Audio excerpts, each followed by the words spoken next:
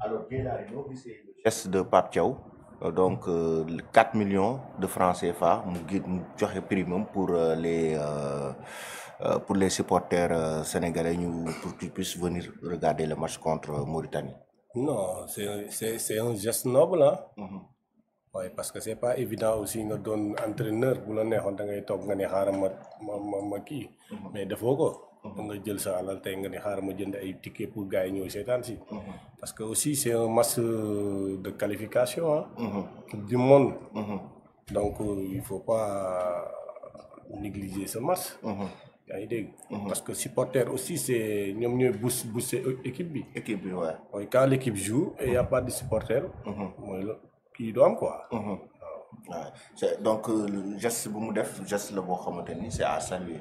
Bien sûr. Ouais. C'est à Même saluer. joueurs yi aussi seen biir il paraît que ñoom ñu ngi préparé pour joxe ay tickets aussi. waaw parce que c'est pas la première fois. Chaque match gars yi bu ñu joué il y a beaucoup de joueurs yoo xamante ne dañuy jënd ay tickets il y a beaucoup de joueurs yoo xamante ne dañoo am fans de club. fans club boo xamante ne tey dañuy ñëw stade. di leen supporter. et que c'est pas évident. À chaque match man j'ai vu des joueurs yoo xamante ne tey dañuy jënd beaucoup de tickets pour offrir à leurs fans. waaw. Et là, c'est important. C'est très important. Ce geste de Pape Thiaw, donc, qui offre 4 millions de francs CFA donc, aux Sénégalais pour venir regarder le match. Geste à saluer, parce que quand même en tant que sélectionneur national, il a en fait mis en avant beaucoup plus les supporters, parce qu'il sait quand même que les Lions ont besoin des supporters pour pouvoir gagner ce type de match-là, parce que ce sont des matchs, certes, qui sont à la portée du Sénégal, mais qui sont aussi risqués, parce que les Mauritaniens ne vont pas du tout venir ici, voilà, les bras croisés. Ils vont faire le maximum pour chercher un bon résultat face au Sénégal, parce que c'est un prestige aussi pour eux. Même le match nul sera en fait un prestige pour la Mauritanie.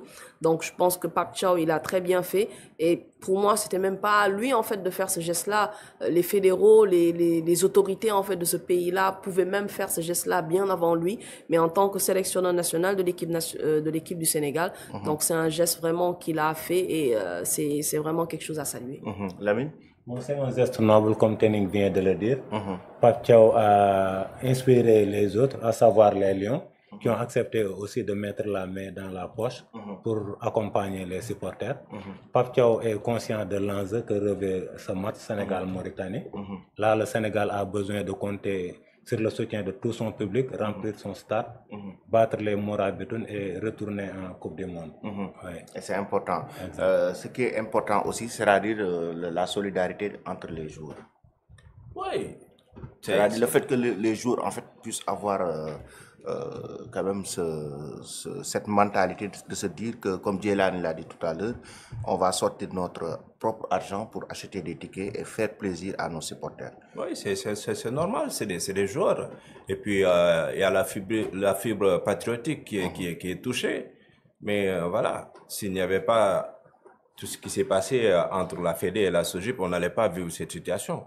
Il faut le dire comme ça. Aujourd'hui, ce n'est pas au jour maintenant de faire ce geste-là. Il faut toujours revenir sur la cause. La cause, elle est importante. Aujourd'hui, ils sont en train de se rattraper en nous sortant un communiqué. Moi, j'aimerais bien qu'ils répondent à ma question. Ce communiqué-là est adressé à qui? À qui? Pas à nous, Sénégalais. Hein? Pas à nous, Sénégalais. Ouais. Il faut donc qu'ils puissent maintenant corriger ces erreurs-là. Ouais. Maintenant, parlant de Pape Thiaw, de ce qu'il a fait, de Crépin, de ce qu'il a fait et tout ça, c'est bien, c'est magnifique. Vraiment, on les remercie. Sinon, voilà, les Sénégalais, ils sont respectueux. Hein? Ils savent très bien se faire respecter. Effectivement. Donc, il faut maintenant qu'on puisse, au sortir de ce match-là, qu'on puisse se regarder les yeux dans les yeux et puis régler ce problème. Ce problème-là, c'est un problème. Il y a beaucoup de questions, Elamine. Honnêtement, on se pose beaucoup de questions. Pourquoi même le Sénégal est obligé aujourd'hui à payer 50 000 francs pour un match au stade de Djam? 50 millions. 50 millions. Ouais. C'est trop cher. Attends. Parce que si vous regardez bien, 35 millions, c'est la location. 5 millions pour le carburant, qui doit faire fonctionner l'électricité, en tout cas toute la journée, et les 10 millions pour l'organisation, c'est-à-dire tout ce qui est sécurité et autres. Le tout, ça fait 50 millions. Ça coûte 50. Chaque match de l'équipe nationale à Diamniadio coûte 50 millions à la Fédération sénégalaise de football. Et aujourd'hui, avec tout ce que l'on dépense, on nous dit que voilà, on n'est pas en mesure d'assurer la sécurité avec une forte affluence. Et c'est quoi aujourd'hui la corrélation que le président de la Fédé a voulu faire entre le prix des tickets et la mobilisation? Moi, j'ai pas compris, honnêtement. C'est une sortie très maladroite. Je pense c'était sous le coup quand même de la victoire face au Soudan du Sud, mais c'est une sortie maladroite. Mais il y avait le match Si c'était à refaire, je pense pas qu'il va refaire cette sortie. Sénégal-Égypte, il y avait beaucoup plus d'affluence et je pense qu'il n'y a pas eu de problème de sécurité. De sécurité ni de Donc, ticket aussi. Ni de problème de sécurité ni de ticket. Donc on n'a pas trop compris en fait cette sortie. Peut-être on ne peut pas du tout l'expliquer. Seulement lui peut expliquer bien sûr cette sortie-là qu'il a faite. Mais malheureusement, bon, c'était pas du tout une bonne chose à faire. Effectivement, c'est une sortie maladroite, mais je pense bien que la Fédé va rectifier le tir. On l'espère. On l'espère.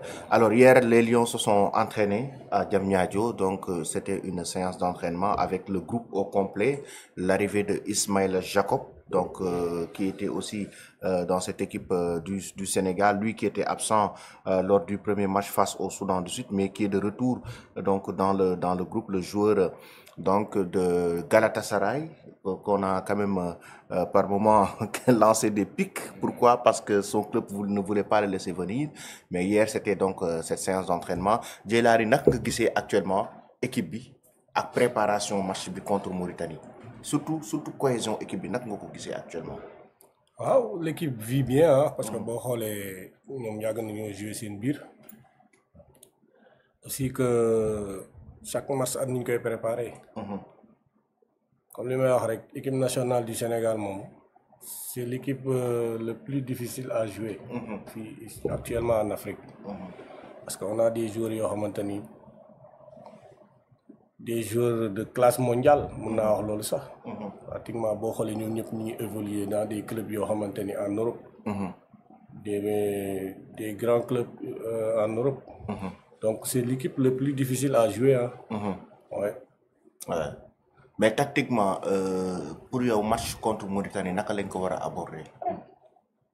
Non, comme d'habitude rek. Parce que boo xoolee aussi di jouer ay équipe yu mel ni ay Mauritanie. Non da ngay dal seen kaw rek doo leen may ñu réfléchir. Xam nga marquer le plus de buts possible. Parce que équipe nationale du Sénégal doo ko comparer ak équipe Mauritanie. Sur le plan joueur, sur le plan tactique, sur le plan technique et tout.